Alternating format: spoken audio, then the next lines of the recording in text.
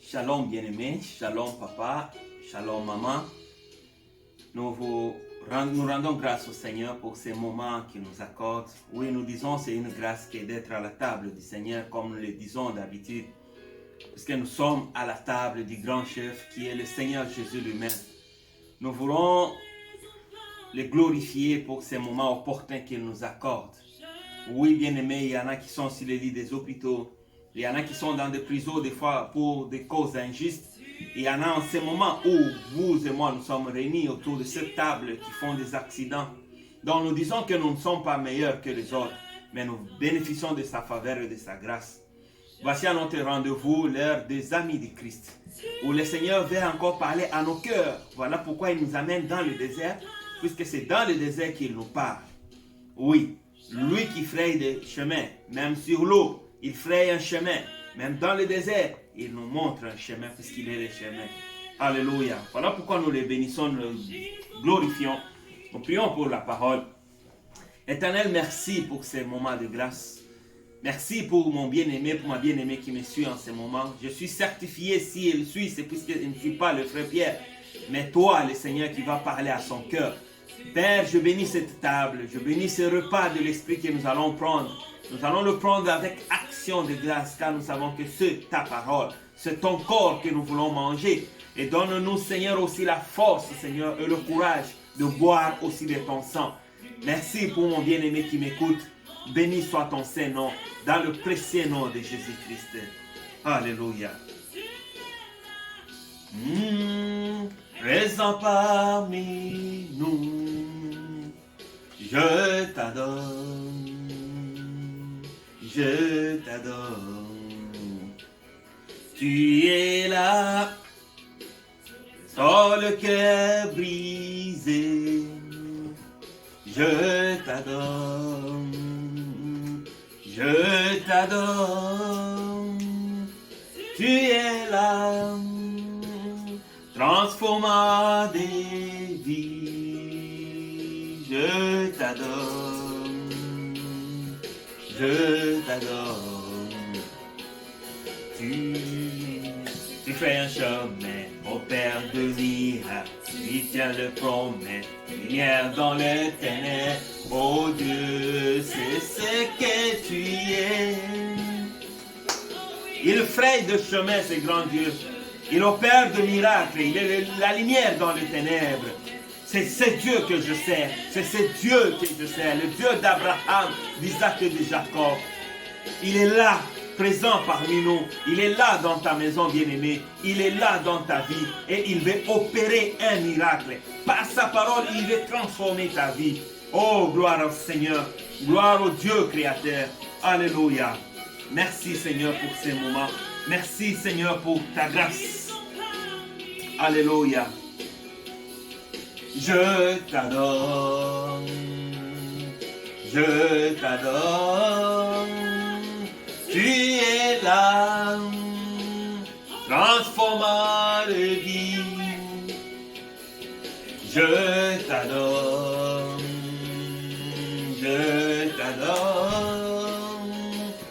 Tu es là, tu restaures le cœur brisé. Je t'adore, je t'adore. Tu fais un chemin au Père de miracles, si Dieu te promet lumière dans les ténèbres, mon Dieu, c'est ce que tu es. Tu fais un chemin au Père de miracles, si Dieu te promet lumière dans le ténèbre, mon Dieu, c'est ce que tu es. Gloire à son Saint-Nom, il fraye un chemin, il opère de miracles, il est la lumière dans les ténèbres. L'ère des amis du Christ, bien-aimés dans le Seigneur, la dernière fois que nous étions à ce grand rendez-vous autour de la table du Seigneur, nous parlions de deux espions. Un message, bien-aimé, qui fait du bien à plusieurs, qui fait du bien à moi-même. Oui, nous sommes allés depuis le livre de Marc 2, nous sommes dans le grand thème du paralytique de Capernaum. Et là, nous étions sur les deux espions. Pour ceux qui nous suivent ou qui veulent nous suivre, il y a des vidéos, au moins 3 vidéos, ou j'espère même 4 précédentes sur le même thème. C'est un enchaînement, un bel enseignement qui a fait du bien à beaucoup d'hommes de Dieu et qui te fera aussi du bien, mon bien-aimé, toi qui me suis en ce moment. Et nous étions maintenant, nous allons nous focaliser sur le livre de Josué 2. Nous parlons des espions. Nous voulons savoir pourquoi Josué a-t-il envoyé des espions. Qui sont ces des espions et c'était quoi leur mission? Nous allons lire dans Josué 2. La Bible nous dit ceci à partir du premier verset. Josué, fils de Nun, fit partir secrètement de Sittim 2 espions en leur disant: allez expérimenter les pays et en particulier Jéricho. Ils partirent et ils arrivèrent dans la maison d'une prostituée qui s'est nommée Rahab et y couchèrent. Gloire au Seigneur. Juste le premier verset, nous avons tiré bien aimé de perles dans ce premier verset. Donc il n'y avait rien de hasard qui a été écrit. Pourquoi ils sont partis de Sittim, qui était un campement où Israël a passé aussi du temps là-dedans. Nous avons dit que Sittim était à plus ou moins 12 km de Jéricho et c'était un territoire bien aimé moabite. Or, quand nous lisons dans Deutéronome, si on ne se trompe pas, Deutéronome 23, les Moabites n'avaient pas de droit de cité en Israël. Nous voyons dans ces versets-là que ce n'est pas nous qui allons vers le Seigneur, mais c'est le Seigneur qui fait ses premiers pas vers nous, bien-aimés dans le Seigneur. Car il est écrit, nul ne peut venir à lui si lui il l'attire. Mais pour l'attirer, le Seigneur il vient vers. C'est comme ça que le Fils de l'homme va laisser son trône de grâce pour venir vers nous, afin de nous attirer que là où il est, que nous y soyons. Le premier mouvement, c'est Dieu qui vient vers l'homme. Quand c'est l'homme qui fournit des efforts pour aller vers le Seigneur, ça finit toujours par un échec, bien-aimé dans le Seigneur. Voilà pourquoi nous disons toujours, notre responsabilité, c'est d'ouvrir le cœur. Ta responsabilité, mon bien-aimé, ma bien-aimée, c'est d'ouvrir ton cœur pour que le Seigneur vienne y entrer. Gloire à l'Éternel. Donc, il est venu vers le méchant, il est venu vers le pécheur, il est venu vers le paralytique, le lépreux, il est venu vers les délaissés, il est venu vers ceux qui ont rejeté, qui n'ont pas de statut sur cette terre, qui n'ont pas de diplôme, qui n'ont pas de titre, qui ne parlent peut-être pas bien français ou anglais. Le Seigneur est venu vers eux. C'est là qu'ils disent, Seigneur, notre vie n'a pas de sens sans toi. Gloire à l'Éternel. Nous bénissons son Saint-Nom, l'Éternel qui est merveilleux. Alléluia. Et bien aimé dans le Seigneur, la Bible nous dit que Josué va envoyer 2 espions. Ces 2 espions vont aller à Jéricho explorer la ville. Mais ils ne vont pas rentrer dans n'importe quelle maison. La Bible le précise qu'ils vont entrer dans la maison d'une prostituée. Pas d'un roi. Pas d'un monsieur qui a beaucoup d'argent. Non. Vers une prostituée. Voyez déjà dans quel genre de personnage vers lequel le Seigneur se tourne. Qui a été même un scandale pour le pharisien. Qui a été un scandale pour les scribes. Voir la personne que le Seigneur côtoyait, bien-aimé dans le Seigneur. Voilà pourquoi le pouvoir de jugement ne nous est pas donné à nous, bien-aimés. Ne juge pas ton prochain, ne juge pas ton frère. Des fois, nous qui jugeons, nous sommes dans de mal, dans certains défauts, dans certains mal dont nous ne savons même pas, bien-aimés dans le Seigneur. Nous pensons que le mal, c'est ce qui s'extériorise. Mais il y en a beaucoup, bien-aimés dans le Seigneur. Par exemple, ils disent qu'il ne faut pas boire le vin. Il ne faut pas boire l'alcool. Oui, qui se sont abstenus de toutes ces choses. Mais l'alcool spirituel, ils sont ivres de cela. Ils sont ivres de la haine. Ils sont ivres de la méchanceté. Ils sont ivres de la colère, bien-aimés dans le Seigneur. Alléluia. Puisqu'il ne faut pas juste prendre la chose dans le côté physique. C'est-à-dire, on voit juste un ivrogne. Mais il faut aller aussi dans le côté spirituel, voir combien de gens viennent, des hommes de Dieu, de soi-disant pasteurs, bien-aimés, ivres de l'alcool spirituel. Spirituellement, de prostituées, des adultères, bien-aimés dans le Seigneur. Alléluia. Donc le jugement, nous le laissons au Seigneur, puisque lui, il va vers ceux-là que nous nous rejetons. C'est là que le monde rejette, à cause de ceux qui se voient. Alléluia. Mais ils sont allés les 2 espions dans la maison d'une prostituée, Rahab. Nous avons parlé que de cette rencontre ici, bien-aimés dans le Seigneur, Rahab va rentrer dans la généalogie du Seigneur. Oh, quelle grâce, bien-aimé dans le Seigneur. De là où le Seigneur t'a tiré, bien-aimé, dans le péché, dans la malédiction familiale, dans la condamnation, et il te fait rentrer dans sa généalogie. Pour que par toi, le Seigneur puisse naître. Alléluia. Oh, gloire à Dieu. J'aime ces choses. Par toi, le Seigneur va naître. Donc toi aussi, tu vas rentrer dans la généalogie du Seigneur. Nous avons parlé, nous avons vu que dans la Bible, par rapport à Matthieu 1, il y a 5 femmes qui sont rentrées dans la généalogie, dont Rahab fera aussi partie. Alléluia. Nous avons parlé de Tamar, qui est toute une prophétie, tout un message bien-aimé dans le Seigneur. Il y a Rahab qui rentre là-dedans. Il y a la mère de Salomon qui va rentrer là-dedans. Alléluia. Il y a la Moabite Ruth, oh, gloire à Dieu, qui rentre aussi dans cette généalogie. Et il y a Marie, la mère de Jésus. Donc de ces 5 femmes que nous naissons, finalement, spirituellement, ces 5 femmes constituent juste une femme. Mais pourquoi elles sont 5? C'est puisqu'elles symbolisent tout simplement le ministère. Il y en a 5, mais en fait il y a juste un ministère. Et le vrai ministère, c'est le Seigneur Jésus-Christ lui-même. C'est pourquoi il dit, aux uns il le donne. Donc, nous provenons d'une même racine. De cette racine, il y a 5 mères qui sortent, qui sont les 5 ministères. Mais leur rôle, c'est de faire naître les Christ dans le monde, les Christ dans le cœur de ceux qui les reçoivent. Gloire à Dieu. Voilà pourquoi ils sont allés vers une prostituée, que la vie va être transformée et qui va rentrer dans la généalogie du Seigneur. Il te suffit juste d'ouvrir ton cœur, bien-aimé. Et par toi, beaucoup vont naître dans le Seigneur. Sa vie a été transformée. Alléluia. Elle fera partie des grand-mères du Seigneur Jésus-Christ. On ne parlera plus de Rahab, la prostituée, mais on parlera de Rahab, la mère du Christ. Gloire à l'Éternel.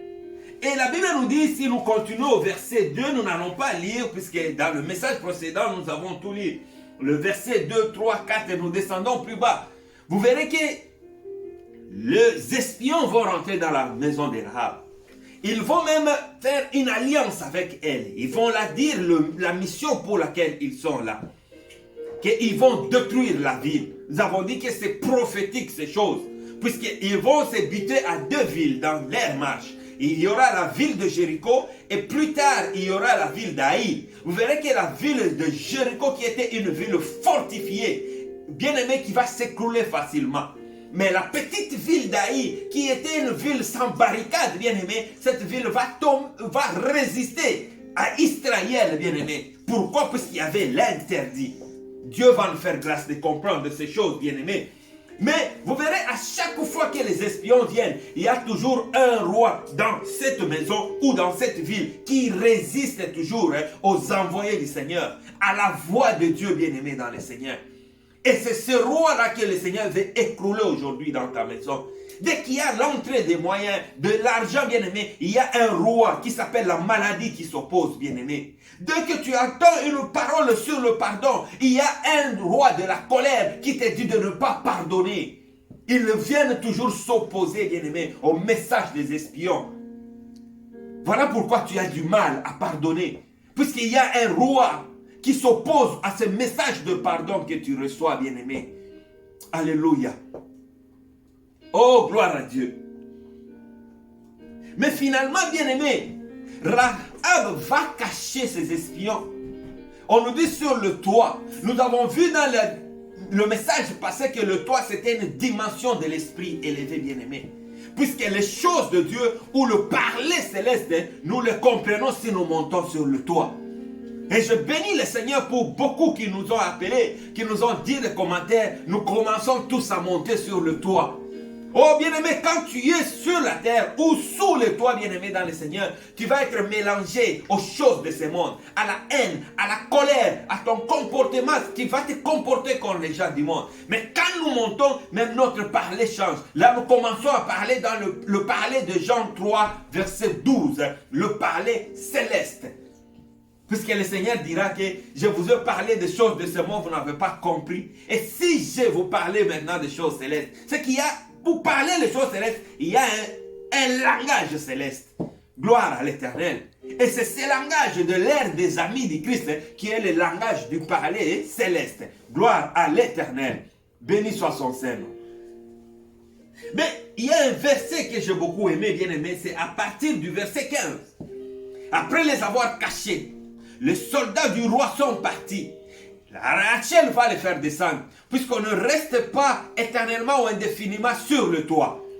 Quand elle va les descendre, c'est comme Pierre dans Acte 10, le Seigneur lui dira de descendre et de suivre les envoyés de Corneille. Mais on descend quand on a reçu l'ainsi dit l'Éternel.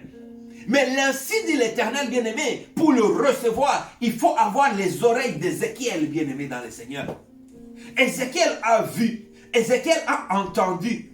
Bien-aimé, c'est que tout le monde pouvait entendre, mais ne pouvait pas comprendre. Puisque lui, il a compris et il a entendu ça spirituellement. Alléluia. Et je bénis le Seigneur et je prie que Dieu te donne le yeux d'Ézéchiel, te donne les oreilles d'Ézéchiel. Gloire à l'Éternel. Je bénis son Saint-Nom. Bien-aimé dans le Seigneur, vous verrez même quand Israël était dans la captivité, Jérémie va écrire une lettre à ceux qui étaient en captivité. Tout le peuple va entendre le contenu du message de la lettre. Mais Ézéchiel, lui, va les comprendre autrement. Je prie que le Seigneur te donne le yeux de l'Esprit bien-aimé. Voilà pourquoi quand il y aura quelque chose dans ta maison, puisque tu auras les oreilles, le yeux d'Ézéchiel, tu vas les comprendre autrement, bien-aimé. Rachel a compris cela autrement. Rachel a reçu cela, plutôt Rahab a reçu cela autrement, bien-aimé dans le Seigneur. Étant prostituée, la grâce l'a visité. Elle a saisi ce moment de la grâce, bien-aimé. C'est ce que la Bible dit. Aujourd'hui, si tu entends sa voix, n'endurcis pas ton cœur, bien-aimé. Papa pasteur, n'endurcis pas ton cœur. Oublie ton titre, mets ton titre de côté et écoute cette voix qui crie. Oh, papa archibishop, papa, je ne sais pas, diacre, papa évêque. Non, oublie ton titre. Nous nous sommes revêtus de tellement de titres. Nous nous sommes cachés derrière les titres. Mais ce que nous faisons en cachette, comme la Bible le dit, est honteux. Mais aujourd'hui, il y a encore un messager. Il y a des espions qui viennent te visiter. Ils disent qu'ils ont le pouvoir de détruire cette ville de la haine, cette ville de la méchanceté, cette ville de la colère, cette ville d'adultère, cette ville de l'impudicité. Ils viennent pour détruire. Ouvre juste ton cœur et reçois ces espions bien-aimés dans le Seigneur. Et le Seigneur te fera certainement du bien. Nous bénissons le Seigneur.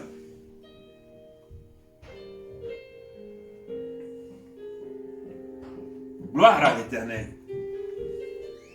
La Bible dit, Josué 2 à partir du verset 15. Elle le fit descendre avec une corde par la fenêtre. C'est Rahab qui fait descendre maintenant les deux espions. Et elle leur dit à partir du verset 16. Allez du côté de la montagne, de peur que ceux qui vous poursuivent ne vous rencontrent. Cachez-vous là pendant 3 jours jusqu'à ce qu'il soit de retour. Après cela, vous suivrez votre chemin. Alléluia. Nous avons dit que le verset 15 ou 16 nous a fait du bien, bien-aimé. Puisque ce n'est pas tout le monde qui va sur le chemin de la montagne. Nous avons compris que ceux qui doivent aller sur la montagne, ou celui qui doit aller sur le chemin de la montagne, c'est le Seigneur Jésus-Christ. Puisque le grand rendez-vous qui vous a sauvé et qui m'a sauvé, ça s'accomplit sur le chemin de la montagne qui mène vers le mot Golgotha. Et de là, bien-aimé, le Seigneur va mourir. Et par sa mort, bien-aimé dans le Seigneur, il va être descendu au tombeau. 3 jours, il va ressusciter. Et Paul nous dit, bien-aimé, sans sa mort et sa résurrection, notre foi est vaine. Nous bénissons le Seigneur pour cela. Alléluia. Mais maintenant, qui sont ces deux espions? C'est là où que nous étions. La Bible nous dit dans 2 Corinthiens 15, dans 2 Corinthiens 5, le verset 16, que nous ne connaissons plus personne selon la chair. Donc quand nous parlons de Rahab, nous ne voyons plus une femme Rahab, mais nous voyons tout un message, bien-aimé. Alléluia. Quand nous parlons d'une prostituée, nous ne voyons pas les prostituées telles que le monde nous le présente, mais nous voyons tout un message qui concerne un pécheur. Puisque le paralytique de Capernaum, quand il a été guéri, il était paralytique. Mais le Seigneur va lui dire que tes péchés te sont pardonnés. Alléluia. Je bénis le Seigneur pour ces messages. Alors, nous allons lire un verset dans Proverbe 1. Proverbe 1, qu'est-ce que la Bible nous dit?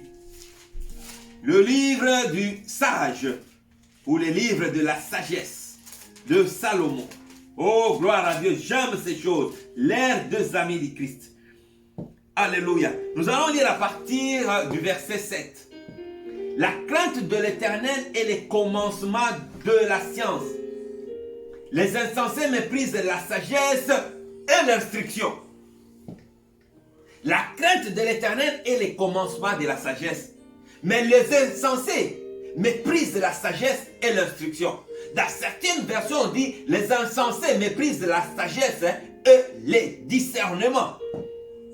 Donc ces deux choses, ce sont là les deux espions, la sagesse et les discernements. Mais pourquoi la sagesse? Mais c'est quoi aussi la sagesse? Pourquoi les discernements? Mais c'est quoi aussi les discernements? Pourquoi ils sont deux? Puisque ces deux espions sont inséparables, bien-aimés dans le Seigneur. Quand la personne est remplie de la sagesse et qu'il n'y a pas le discernement, il y a quelque chose qui ne marche pas. Ou la personne est remplie de discernement sans la sagesse, elle risque de commettre beaucoup de dégâts. Puisque ces deux espions bien-aimés dans le Seigneur, on ne le sépare pas. Gloire à l'Éternel. Nous bénissons le Seigneur pour sa parole. On ne sépare pas les deux espions. Ces deux espions marchent toujours ensemble. Les deux marchent toujours ensemble. Alléluia. La sagesse et le discernement. Nous bénissons le Seigneur. Mais nous avons dit ceci. Pourquoi la sagesse? Puisque la sagesse, c'est elle qui doit bâtir la maison. Alléluia. La sagesse bâtit la maison. Or, vous verrez déjà dans Genèse 1, l'histoire du Seigneur avec son peuple, c'est que le Seigneur cherche une habitation, une maison. Alléluia. Quand vous allez dans la version hébraïque, le premier verset où on dit au commencement, alléluia, Dieu créa le ciel et la terre.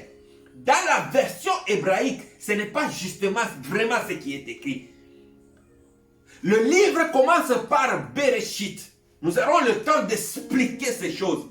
Bereshit, bien aimé, provient de la lettre Bet. Vous le verrez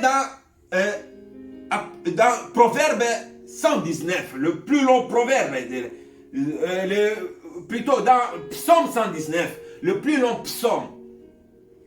Au lieu de commencer par Aleph, Aleph en fait c'est Alpha, puisque nous connaissons que dans la lettre grecque, Alpha est la première lettre, et Oméga c'est la dernière lettre. Normalement, si on dit au commencement, c'est-à-dire c'est le début, on devrait commencer par Aleph. Mais dans la version hébraïque, au lieu de Aleph, on commence par Bereshit. Bereshit qui provient de Bet. Bet, c'est la deuxième lettre. Nous allons expliquer ces choses, bien aimés, ne vous en faites pas. Donc, vous voyez maintenant que c'est là pourquoi ça commence par Bereshit. Bet qui signifie tout simplement une maison. Donc, déjà dans le plan divin de Dieu, dans le plan de la création, Dieu cherchait une maison. Une maison où il a habité. C'est comme ça que quand l'homme a voulu lui construire une maison, en particulier l'homme, le roi David, le Seigneur lui dit que je voyageais avec mon peuple, puisque le plus grand voyageur dans ce monde, c'est Dieu lui-même.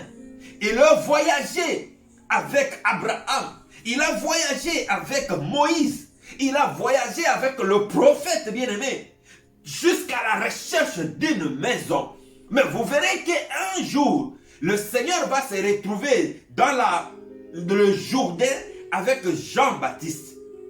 Et la Bible nous dit que le ciel va s'ouvrir et il y a une colombe descendue sur le Seigneur et une voix va se faire entendre. En fait, cette voix disait que voici mon bien-aimé ou voici ma maison bien-aimée. Voilà la maison que le Seigneur recherchait, bien-aimé dans le Seigneur. Nous avons parlé de deux maisons. La maison de la loi, dans laquelle qui a permis à l'Éternel de voyager à la recherche de la maison de la grâce. La maison de la grâce qui est tout simplement le Seigneur Jésus-Christ lui-même. Voilà pourquoi, quand tu reçois le Seigneur dans ta vie comme ton Seigneur et ton Sauveur, tu deviens l'habitation du Seigneur. Tu deviens le Béréchit du Seigneur. J'aime ces choses, bien-aimés. Et quand tu deviens la maison, imagine-toi, nous voyons juste, bien-aimé, les résidences de rois, de présidents de ce monde, comment se sécuriser, bien-aimé. Mais imagine-toi, toi, tu deviens la résidence, l'habitation de ton Créateur. Quelle sécurité, bien-aimé, tu vas avoir. Gloire à l'Éternel. Non seulement le Seigneur va te sécuriser toi, le Seigneur va sécuriser tes enfants, le Seigneur va sécuriser ton travail, le Seigneur va sécuriser ta femme et tout ce qui est autour de toi, bien-aimé. Ne t'inquiète pas, quel que soit le moment que tu vis, quel que soit le moment que tu traverses, bien-aimé, dans le Seigneur, accroche-toi à ton Créateur. Fais de lui, bien-aimé, son habitation. Fais-toi l'habitation du Seigneur en acceptant premièrement le Seigneur comme ton Seigneur et ton Sauveur et le laisse lui. Bien-aimé, puisque tu deviens sa maison, c'est lui qui doit diriger sa maison. Ce n'est pas les voisins qui viendront diriger ta maison. Non, bien-aimé, ça n'a pas de sens. Mais quand c'est toi qui diriges la maison, c'est toi qui sais quand tu te réveilles qu'est-ce que tu vas manger. C'est toi qui planifies toutes choses. Mais comment fait-il que toi tu es la maison du Seigneur, mais c'est toi qui continues à diriger? Laisse le Seigneur diriger sa maison. Si réellement c'est sa maison, bien-aimé. Donc le Seigneur est à la recherche d'une maison. Alléluia. Il dira à David que je n'habite pas la maison faite par les mains humaines, bien-aimé. Il va le reprendre dans le livre des Actes, qu'il n'habite pas la maison faite par les mains humaines, mais il cherche une maison. Mais finalement, cette maison, il la trouve dans le Seigneur Jésus. Voilà pourquoi quand tu le reçois, tu deviens la maison du Seigneur. J'aime ces choses. L'ère des amis du Christ. Es-tu réellement la maison du Seigneur? Papa pasteur, es-tu la maison du Seigneur? Ce n'est pas être rempli de la parole. Ce n'est pas avoir beaucoup de versets, non. C'est dire, Seigneur, dirige ma vie. Regarde ton langage. Regarde ta manière de parler. Regarde ta manière de vivre. Es-tu la maison du Seigneur? Alléluia. Es-tu la maison du Seigneur? Donc, la sagesse, nous lisons dans Psaume 127, le verset 1. Psaume 127, un verset que nous récitons beaucoup. Alléluia. Psaume 127, le verset 1. La Bible dit ceci. Cantique des degrés de Salomon. Si l'Éternel ne bâtit la maison, ceux qui la bâtissent travaillent en vain. Celui qui la garde veille en vain. Si l'Éternel le bâtit, donc c'est lui qui bâtit. C'est comme ça que nous avons dit dans Genèse 1, Béréchit. C'est Elohim lui-même qui bâtit la maison. Si Elohim ne bâtit pas la maison, c'est comme ça que nous avons dit dans Matthieu, dans Matthieu 16, que c'est le Seigneur lui-même qui dira à Pierre, tu es Pierre et sur cette pierre, je bâtirai ma maison. C'est le Seigneur lui-même qui bâtit la maison. Gloire à Dieu. C'est le Seigneur qui bâtit la maison. Toute maison qui n'est pas bâtie par le Seigneur, c'est des maisons qui finissent par s'écrouler. Et comme ça, nous voyons, bien aimés, on nous parle des églises, des maisons du Seigneur. Mais au fond, regardez la structure. C'est le père. Après le père, c'est la femme. Après la femme, c'est le fils. Vous voyez que c'est des maisons et des boutiques bâties par les hommes. Mais la maison bâtie par le Seigneur, c'est celle qu'il cherche lui-même.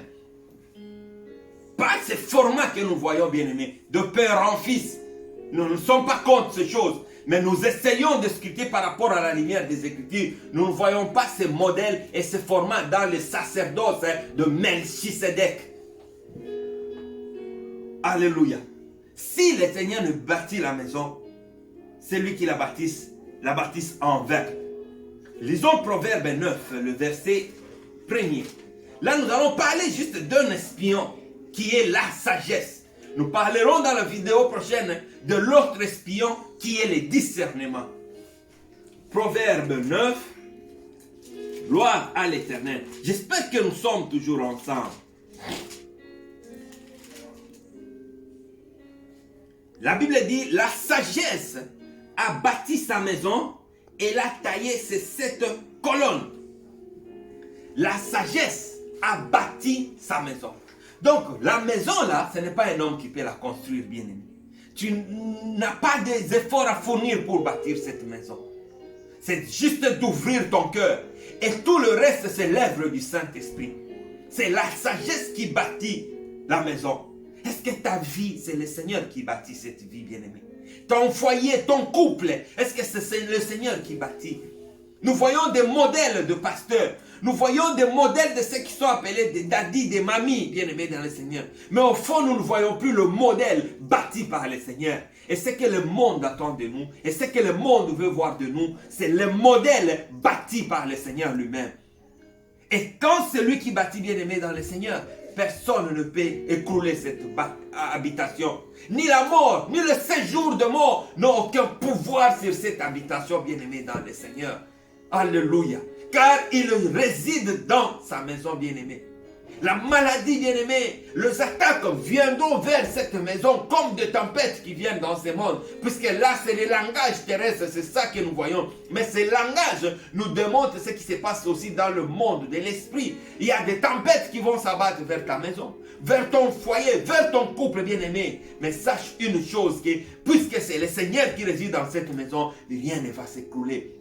Cette maladie ne va pas l'emporter, bien-aimé, dans le Seigneur. Cette difficulté que tu traverses, bien-aimé, ne va pas t'écrouler, puisque le Seigneur va te relever. La sagesse a bâti sa maison. Elle a bâti ces 7 colonnes. C'est quoi ces 7 colonnes? Alléluia. Nous voyons la présence du chiffre 7. Le 7 colonnes de la sagesse. Dieu nous fera grâce pour qu'on en parle aussi. Gloire à l'Éternel. J'aime ces choses. Nous avons compris qu'ici, la sagesse, nous avions, dans la vidéo précédente, différencié les 2 types de sagesse. Il y a la sagesse de ce monde. C'est celle dont Job 15 et 10 nous parle. Si nous le lisons rapidement, Job 15, le verset 10. La Bible dit ceci. Il y a parmi nous des cheveux blancs, des vieillards, plus riches de jours que ton père. Il y a parmi nous de cheveux blancs. Le cheveu blanc, c'est-à-dire, là, il était dans le parler terrestre. Puisque dans le parler terrestre, nous avons l'habitude de voir quand quelqu'un commence à avoir les cheveux blancs, quand quelqu'un commence à avancer en âge, qu'il devient sage. Mais nous essayons de voir, est-ce que tous ceux qui ont les cheveux blancs sont-ils sages réellement? Alléluia. Quand on trouve un homme avec les cheveux blancs, mais ivrogne, nous disons, mais celui-là, il va à l'encontre, bien aimé, de principes divins. Puisque les cheveux blancs sont synonymes de la sagesse, bien aimé dans le Seigneur. Mais comment lui là a des cheveux blancs, mais la façon il se comporte, bien aimé dans le Seigneur. Alléluia. Donc c'est là nous allons comprendre que non, nous ne devons pas prendre la sagesse de cheveux blancs par rapport au parler terrestre, bien aimé. Mais nous devons le prendre par rapport au parler céleste. Le parler céleste, c'est Proverbe 16, le verset 31 qui va nous dire cela. Si nous les lisons, la Bible dit ceci. Les cheveux blancs sont une couronne d'honneur. C'est dans le chemin de la justice qu'on la trouve. Est-ce que tous ceux qui ont les cheveux blancs sont-ils passés par le chemin de la justice? Il n'y a pas physiquement des injustes qui ont des cheveux blancs. Il y en a beaucoup. Regardez comment le monde fonctionne. Regardez comment le monde marche, bien-aimés dans le Seigneur. Alléluia. Vous verrez, bien-aimés, ils s'accrochent au pouvoir. Ils ont des cheveux blancs. Mais on dit qu'ils doivent être justes, puisque les cheveux blancs, on le retrouve par le chemin de la justice. Mais comment se fait-il qu'ils ont les cheveux blancs et ils ne sont pas justes? Où ont-ils acquis ces cheveux blancs? Nous comprenons que dans le parler céleste, les cheveux blancs sont une couronne d'honneur. Ça veut dire tout simplement, sont honorés ceux qui ont les cheveux blancs, c'est-à-dire ceux qui ressemblent au Fils de l'homme présenté dans Apocalypse 1, le verset 14. Alléluia. Lisons un peu Apocalypse 1, le verset 14. Oh, j'aime ces choses. l'ère des amis du Christ. Là, il n'y a que les amoureux du Seigneur qui vont comprendre ces langages. Que le Seigneur nous ouvre l'esprit et le cœur pour comprendre sa pensée. Alléluia. Le Seigneur est merveilleux. Apocalypse 1, verset 14. La Bible dit ceci. Sa tête et ses cheveux étaient blancs comme de la laine blanche, comme de la neige. Ses yeux étaient comme une flamme de feu. Là, on nous présente l'homme de Galilée dans toute sa gloire. On dit sa tête et ses cheveux étaient blancs comme de la laine blanche.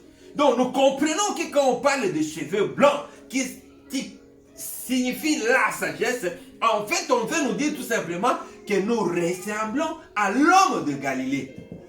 Alléluia. Puisque c'est sur le chemin de la justice qu'on le ressemble. Puisque la vraie justice, c'est lui-même le Seigneur, Jésus-Christ. Il n'y a pas de juste comme le Seigneur. Le Seigneur, c'est lui-même la justice. Gloire à son Saint-Nom. Bien-aimé dans le Seigneur, ce qu'il veut, c'est que tu t'identifies à lui, bien-aimé. Mais tu peux t'identifier à lui quand? Que justement quand tu reçois cet espion qui est la sagesse. La sagesse qui est sa parole, bien-aimé dans le Seigneur. Tu ne peux pas le ressembler, bien-aimé, si cette parole est éloignée de toi. C'est comme ça le Seigneur dira à Josué lui-même que ces livres de la loi ne s'éloignent point de ta bouche. Médite-la jour et nuit.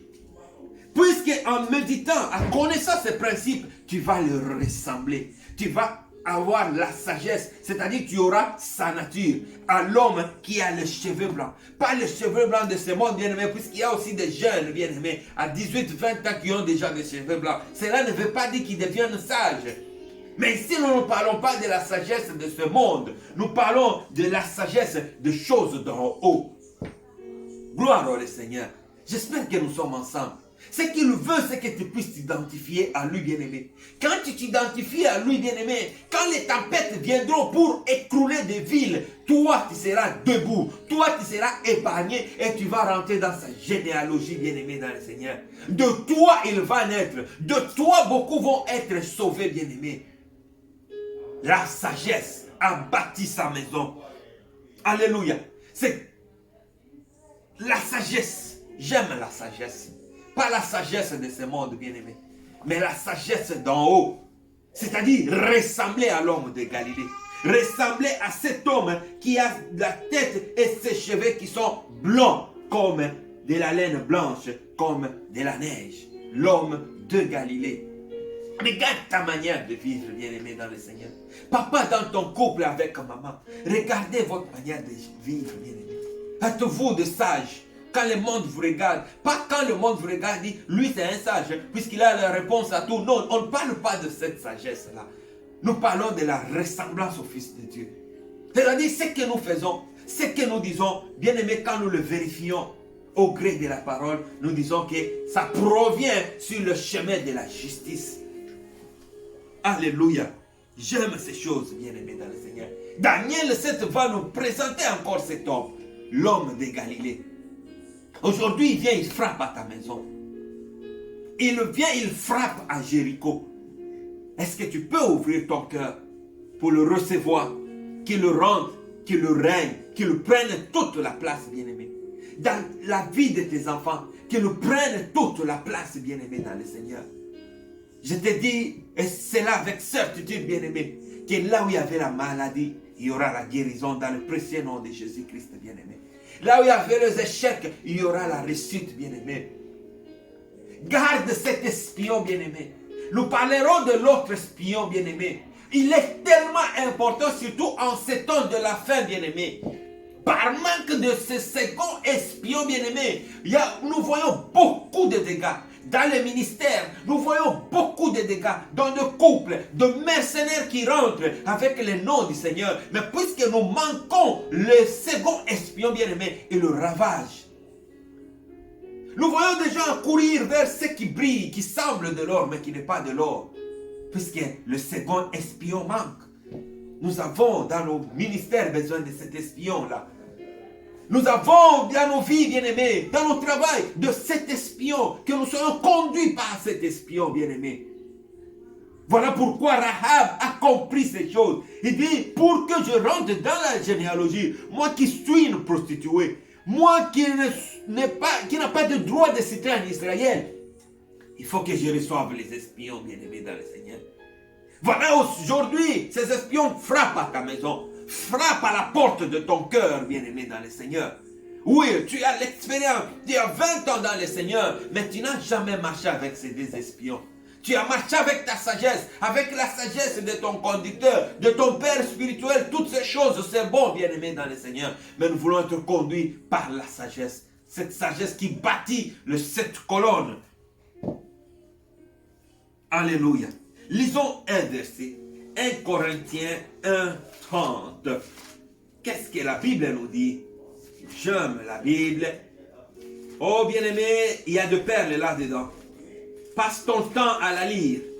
Passe ton temps à la scruter, bien-aimé dans le Seigneur. Tu ne vas pas être emporté par tout vent. Non, le monde va t'appeler orgueilleux, ceci. Non, c'est juste tu connais celui qui est en toi. 1 Corinthiens 1, le verset 30. Écoute ce que la Bible te dit. Oh, c'est par lui que vous êtes en Jésus-Christ, lequel de par Dieu a été fait pour nous sagesse, justice et sanctification et rédemption. Le verset 31 dit, en fait, comme il est écrit, que celui qui se glorifie dans le Seigneur. Or, c'est par lui que vous êtes en Jésus-Christ, lequel de par Dieu a été fait pour nous sagesse. Donc nous comprenons que la sagesse que nous parlons ici, l'espion dont nous parlons ici, c'est le Seigneur lui-même. C'est pourquoi nous avons dit, bien aimé, lui et le discernement sont inséparables. Les deux espions sont inséparables. C'est là le mystère en fait de Genèse 2. Puisque quand nous disons dans le couple, ce que nous voyons dans les églises, mariage, on nous bombarde de ces versets, bien aimés. Finalement, nous voyons que l'homme et la femme, regarde bien dans ton couple, si toi et ta femme vous êtes un. Premièrement, vous n'êtes pas nés le même jour. Deuxièmement, vous n'allez pas mourir le même jour. À moins un hasard, vous faites un accident, c'est que nous ne souhaitons pas du tout. Alléluia. Mais regardez dans de petites choses. Celui-là voit A, l'autre voit B. Mais on nous dit que vous êtes un. Non, bien aimé dans le Seigneur. Et le grand principe de Genèse, c'est que la Bible dit quoi? La Bible dit que l'homme quittera ses parents et s'attachera à sa femme. Mais regardez le principe de mariage que nous célébrons. Ce n'est pas l'homme qui quitte, qui s'attache. Regardez bien quand vous entrez, l'homme est là et il y a un parent qui vient avec sa fille pour le donner à l'homme bien-aimé dans le Seigneur. Alléluia. Donc vous voyez que c'est la femme qui quitte et qui va vers l'homme. Mais le principe de Dieu, c'est l'homme qui quitte et qui vient s'attacher à sa femme. Le mouvement de Dieu, comme nous l'avons dit, c'est Dieu qui vient vers. L'homme qui quitte vers ses parents, c'est le Seigneur Jésus-Christ de Nazareth. Alléluia. Il quitte la gloire, le trône où il était assis, bien-aimé. C'est ça la notion de parent. Alléluia. La gloire, le trône, et il vient s'attacher à sa femme. Cette femme qu'il va trouver dans la prostitution, qui est en fait Rahab, bien-aimé dans le Seigneur. C'est ça le mystère de Genèse. L'homme qui quitte, c'est le Seigneur. Il vient s'attacher à sa femme qui êtes vous, à sa femme que je suis bien-aimé. Alléluia. C'est comme ça, Paul dira que dans le Seigneur Jésus, il n'y a ni homme ni femme, puisque finalement, vous et moi, maman comme papa, nous nous retrouvons comme tous, nous sommes des fiancés du Seigneur. Parce que Paul le dit, je vous ai tous fiancés à un seul homme. Donc l'homme véritable, c'est le Seigneur. Tous nous sommes des femmes. Oh, gloire à Dieu. Ça c'est un mystère, bien aimé. Voilà pourquoi il faut la sagesse. Donc il faut lui-même le Seigneur pour que tu puisses comprendre ces mystères. Alléluia. Oh, je bénis le Seigneur pour sa parole. Je rends grâce à Dieu pour ces messages, bien aimés. Donc l'homme quitte ses parents et il vient s'attacher à sa femme. C'est là la sagesse vient s'attacher à sa femme pour bâtir la maison, bien aimé. Comme ça, vous lirez. Ça, c'est beaucoup plus les mamans. Vous le verrez dans les réunions de maman. On dit que la femme sage bâtit sa maison. Alléluia. Donc, une femme ne peut pas bâtir sa maison. Pour que la femme puisse bâtir sa maison, il faut qu'elle soit sage. En fait, vous verrez donc, c'est la sagesse là qui bâtit en fait la maison. Ce n'est pas vraiment la femme. Puisque si on dit la femme bâtit sa maison, non, ça n'a pas de sens. La femme sage, il faut qu'il y ait l'adjectif, le qualificatif sage pour qu'elle puisse bâtir sa maison. Donc c'est ces qualificatifs qui fait d'elle en fait, quelqu'un qui bâtit une maison. Or, cette sagesse, c'est le Seigneur. C'est-à-dire, cette femme, vous et moi, papa et maman qui avons réussi le Seigneur, nous devenons des femmes sages. C'est-à-dire, des femmes qui ressemblent au Seigneur. Et quand tu le ressembles, voilà ta mission, c'est de bâtir une maison. Une maison pour qui? Pour le Seigneur. C'est quoi bâtir une maison? Ce n'est pas bien aimé savoir faire les lits de son mari, savoir préparer à manger. C'est bien toutes ces choses. Puisqu'il y a des gens qui n'ont pas le Seigneur qui font ces choses-là. Qui entretiennent bien leur maison, qui éduquent bien leurs enfants. Mais c'est de ça, bâtir la maison. Non, bâtir la maison, c'est préparer une place pour le Seigneur.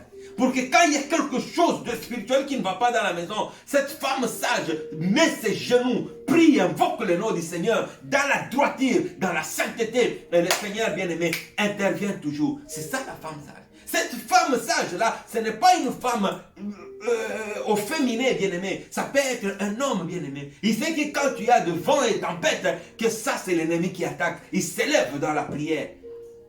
Il ne cherche pas où sont les sorciers. Même si tu savais qu'il y a des sorciers. Puisque la plupart, regardez dans les médias sociaux.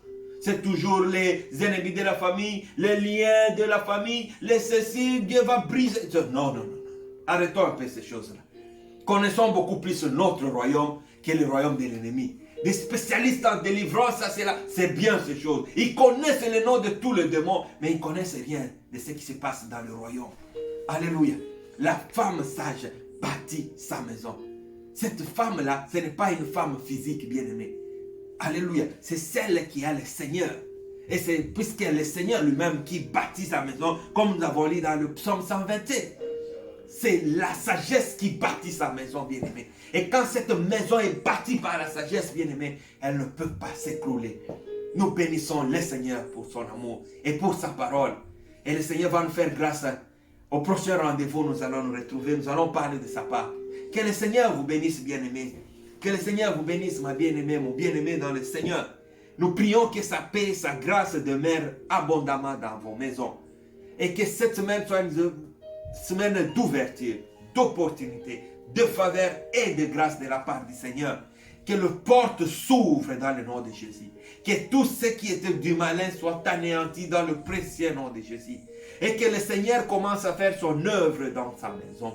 Qu'il commence à faire son œuvre dans ta vie, bien-aimée, dans la vie de ta femme, dans la vie de tes enfants. Ceux qui sont malades, qu'ils soient visités par Jéhovah Rapha, l'Éternel qui guérit. L'Éternel, je le crois certainement, est en train de bâtir des maisons, des habitations où il veut lui-même demeurer. Là où l'ennemi a demeuré, là où les échecs ont demeuré, là où la sorcellerie, là où la pauvreté a demeuré, le Seigneur est en train de faire son travail de bâtir. Garde la sagesse, deviens la sagesse.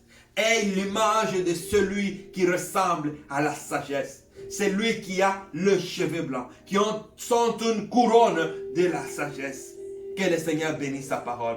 Père, je bénis ton peuple. Père, je bénis toutes ces familles qui vont nous écouter. Que ta grâce abonde dans leur maison. Dans le précieux nom de Jésus. Que Dieu vous bénisse abondamment. Vous avez nos coordonnées dans une de nos vidéos. Vous pouvez toujours nous appeler, nous allons partager, nous allons prier ensemble et que Dieu vous bénisse abondamment. Je vous aime de l'amour du Seigneur. À la prochaine. Que le Seigneur vous bénisse.